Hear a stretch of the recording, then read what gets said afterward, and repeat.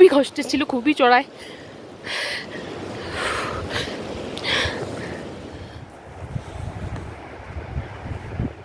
এখন আমরা ভোজ বাসাতে।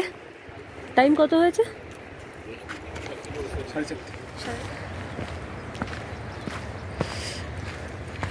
ফাইনালি এবার আমরা ভোজ বাসা ছেড়ে তপবনের দিকে এগোচ্ছি। সকালের ভিউটা ভোজ বাসায় অপূর্ব।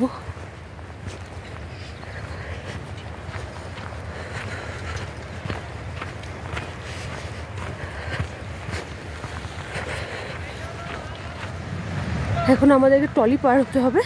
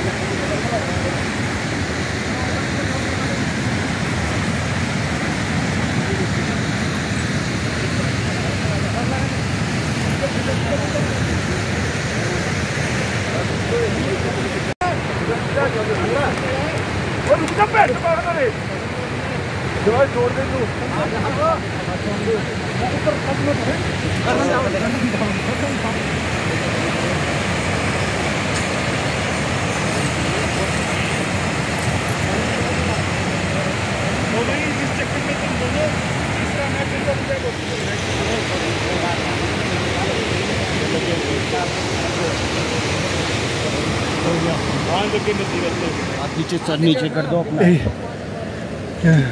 दाढ़ी जन ये ना लगे।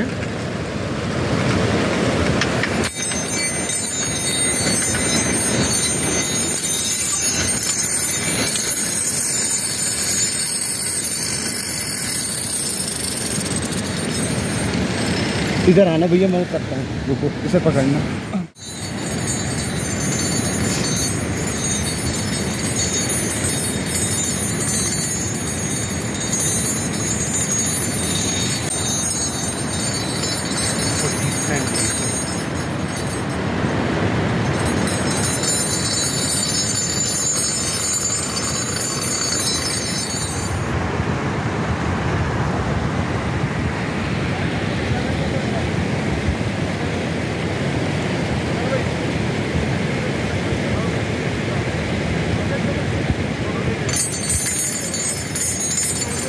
ছেলেটা খুব হেল্পফুল, দেখো ও নেমে গিয়ে আবার টানছে এখন থেকে দড়িটা।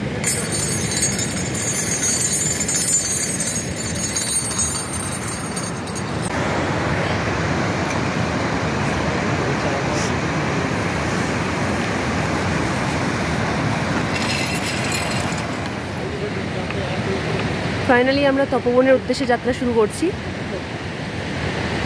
যদিও রাস্তাটা খুবই বলা হয় ভয়ঙ্কর সুন্দর, মানে বুঝতেই পারছেন ভয়ঙ্কর তার উপর সুন্দর। দেখা যাক। এই হলো রাস্তা, সবাই যাচ্ছে। আজ আমরা তপবনের দিকে যাব, তপবনে একদিন স্টে, তারপর ফেরার পথে গোমুখ হয়ে ফিরবো। সঙ্গে থাকুন।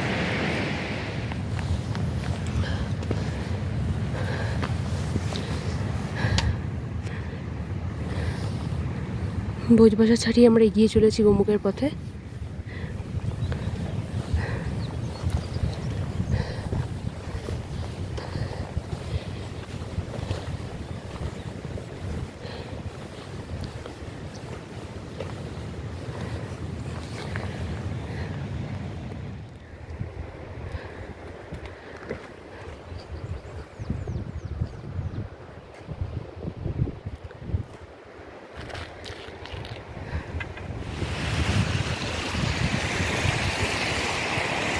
আমরা ধীরে ধীরে তপবনের পথে এগিয়ে চলেছি। তবে ওই দেখা যায় গোমুখ। জানি না কতটা বোঝা যাচ্ছে। আজকে গোমুখে যে আমাদের যাওয়ার প্ল্যান নেই, আজকে তপবন সোজা, সেখান থেকে ফেরার পথে কালকে গোমুখ। ভিউটা দেখুন, সে দেখতে পাচ্ছেন ওটা।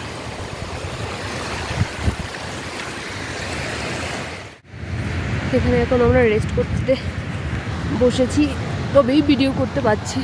পথ জলদিতে ভিডিও করা খুব টাফ। এটা একটু সমতল আছে। এখান থেকে গোমুখ আর 1 কিলোমিটার, আর 4 কিলোমিটার তপবন।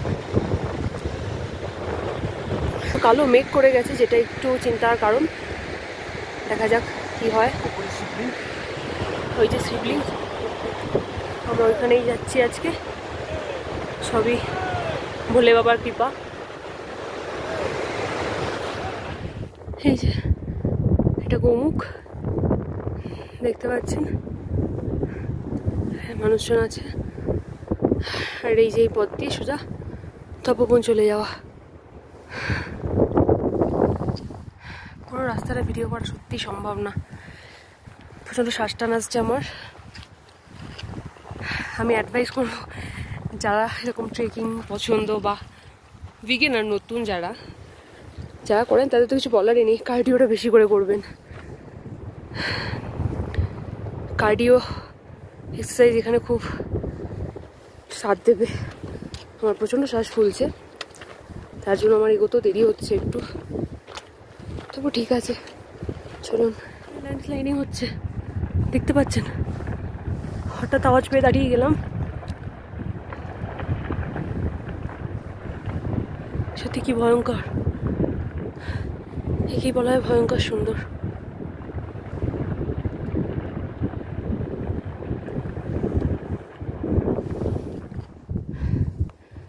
খুব হাই চড়ায়।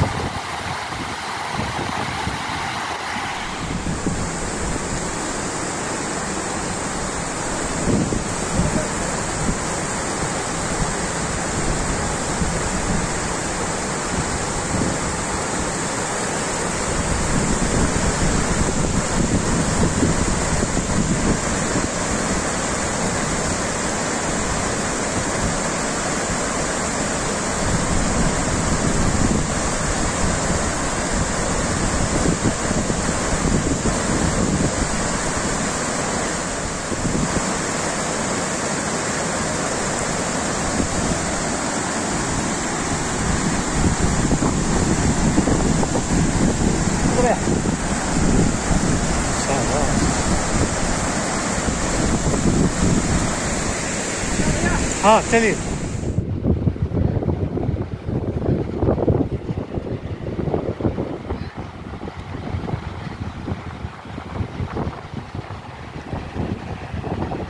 এই ওয়াটারফলগুলো ক্রস করা একটু চ্যালেঞ্জিং হয়ে পড়ে। তো যারা আপনারা যাচ্ছেন তাদের আমি রিকোয়েস্ট করবো একটু সকাল সকাল বেরিয়ে পড়তে ভোজবাসা থেকে, কারণ বেলা বাড়ার সাথে সাথে বরফ বেশি গলতে শুরু করে, তখন ওয়াটারফলের যে ফ্লোটা থাকে সেটা অনেক বেশি হয়ে পড়ে। তো এটা খুব চ্যালেঞ্জিং হয়ে ওঠে আমাদের জন্য।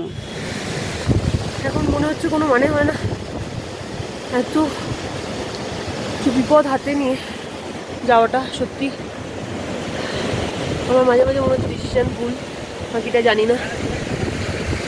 ওপর থেকে পাথর যখন তখন পড়ছে, কষ্টের থেকে বড় কথা ভয়টা লাগছে পাথর পড়ার। জানি না নেক্সট কি কতদূর পৌঁছাতে পারবো। তবে এরপর তপবন আরও চড়ায়। আমি বলবো আপনারা গোমুখ অব্দি আসার চেষ্টা করবেন।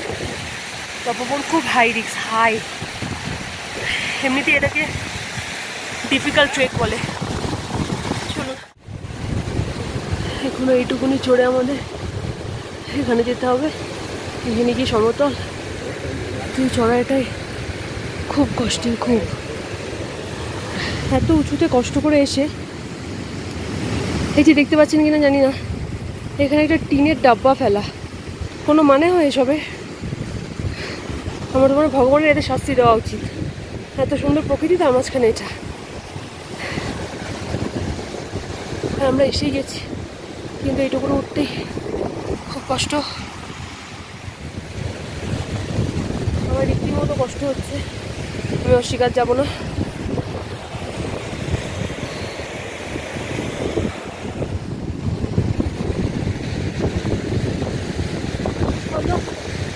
বলো, আমার বলার ক্ষমতা নেই।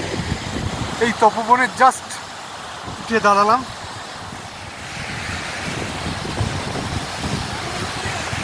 এই যে তপবনে দিকে আসছেন এনারা, এই আমরা তপবনের মাটিতে পা দিয়েছি। সামনেই মাউন্ট শিবলি, গাড়োয়াল হিমালয়ের সবচেয়ে সুন্দর পর্বত।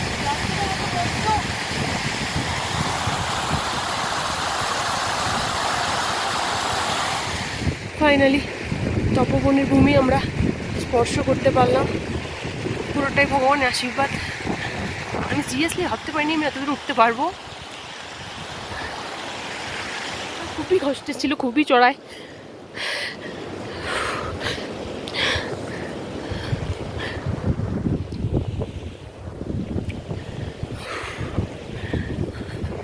রাস্তার চড়াইয়ের থেকেও ভয়টা লাগে যখন ওপর থেকে পাথর পড়ে না, তখন সিরিয়াসলি একটা মৃত্যু ভয় তো লাগেই। ভিডিওটি ভালো লেগে থাকলে একটা লাইক আর সাবস্ক্রাইব করে পাশে থাকবেন। আর হ্যাঁ, তপবন পৌঁছে আমি একটু ইমোশনাল হয়ে পড়েছিলাম, কারণ আমি ভাবতে পারিনি তপবনের মাটিতে আমি পৌঁছাতে পারবো। এটা ছিল আমার নিজের সাথে নিজের লড়াই আর তারপর জয়।